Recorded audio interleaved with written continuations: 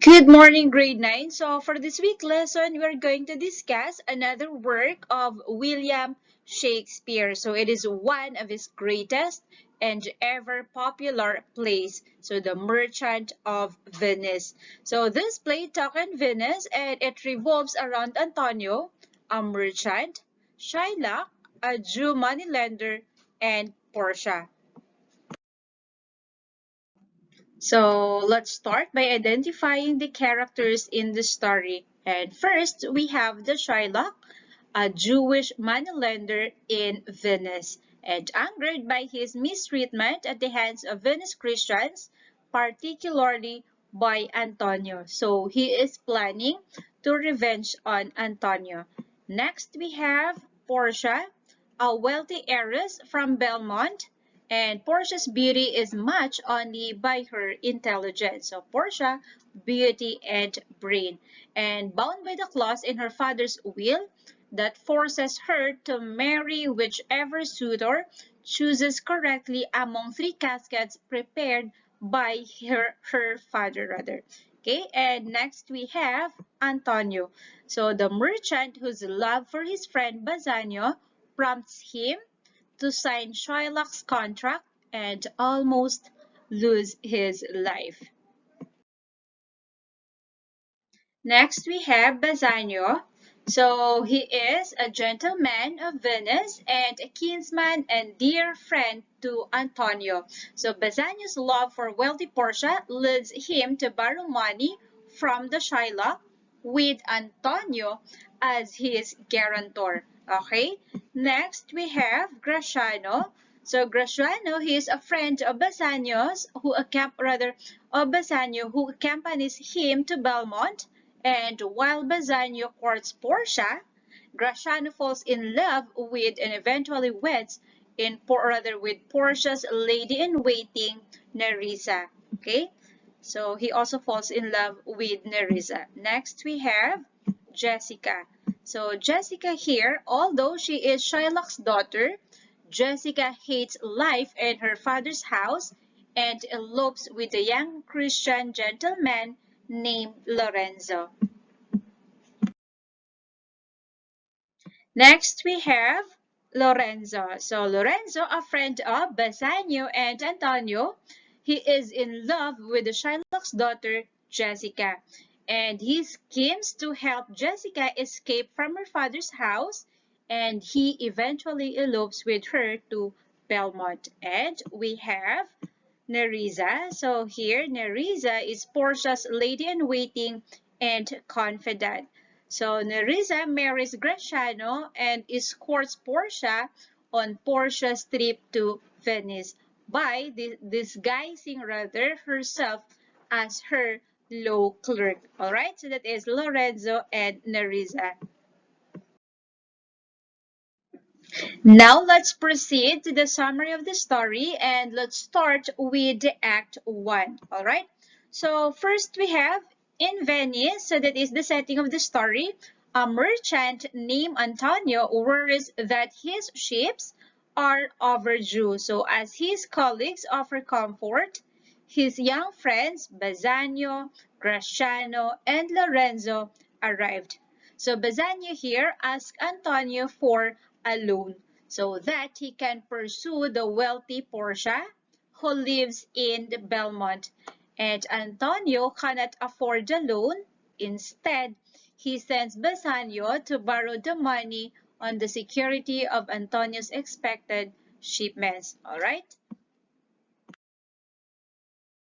And at Belmont, so Portia and her maid Nerissa discuss the suitors who have come in response to Portia's father's strange will. So here the will says that Portia may only marry a man who chooses the correct casket made from three possible options. So first, it is made of gold. The other one is made of silver and the last one is made of lead. And much to Portia's distress, all her suitors are unsatisfactory, the Prince of Morocco and the Prince of Aragon. Bassanio approaches Shylock a Jewish moneylender, about the loan, and Shylock holds a grudge against Antonio for his lending practices and apparent anti-Semitism. But still, he offers Bassanio the loan. And when we say anti-Semitism, that is discrimination against Jews. Alright? So instead of charging interest to Bassanio, seemingly as a kind of joke, he asked for a pound of Antonio's flesh if the loan isn't repaid within 3 months. And pound of flesh means, or rather, it is a phrase or an idiomatic expression that means he will demand to get something from Antonio at any cost. And the bond is agreed, and Antonio, or rather, Bassanio, prepares to leave for Belmont with his friend Gratiano.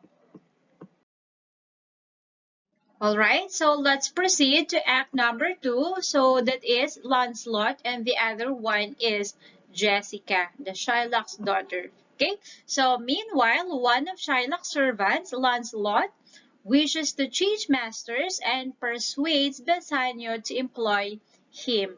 On the other hand, Shylock's daughter Jessica also longs to leave home. She wants to become a Christian and marry Antonio's friend, Lorenzo. And before Lancelot departs to serve his new master, Lancelot takes a letter to Lorenzo that contains plans for Lorenzo and Jessica to elope that night. And when the Shylock goes out, Jessica escapes to elope with Lorenzo, taking gold and jewels with her. Okay, so the following day, Bassanio sets sail for Belmont, while Shylock rages over the loss of his daughter and the treasures she has stolen. Next, in Belmont, one of Portia's suitors, the Prince of Morocco, chooses the golden casket, while another, the Prince of Aragon, selects silver. And both chose the wrong casket and are unsuccessful. And as Aragon leaves, Bassanio is announced. So Portia eagerly goes to greet Bassanio. Okay, let's have the act number 3. So back in Belmont, Bassanio chooses the lead casket, and in so doing, he wins Portia. And his friend Gratiano asks for Portia's maid Nerissa to be his wife.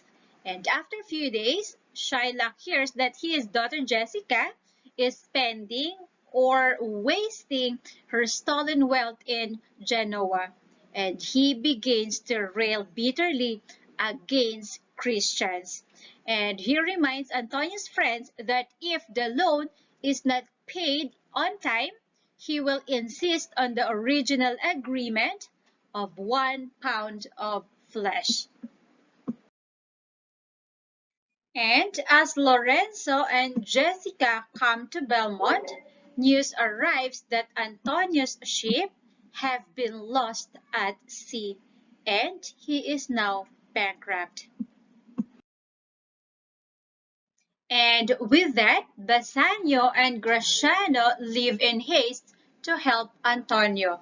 Portia and Nerissa resolve to follow afterwards, disguised as lawyers. So there you go, in the court of Venice, Shylock demands Antonio's pound of flesh. The Duke, presiding over the court, seeks legal advice from the lawyer named Balthazar, who is Portia in disguise. So Portia here pleads for Shylock to have mercy on Antonio, and Bassanio offers his wife's money, which would more than pay the debt, but Shylock refuses to accept. Alright, so in the end, due to the efforts of Antonio's lawyer, Portia, Shylock is charged with attempted murder of a Christian, carrying a possible death penalty, and Antonio is freed without punishment. Okay, so Shylock is then ordered to surrender half of his wealth and property to the state and the other half to Antonio. So now let's have the Act 5 and the last, okay?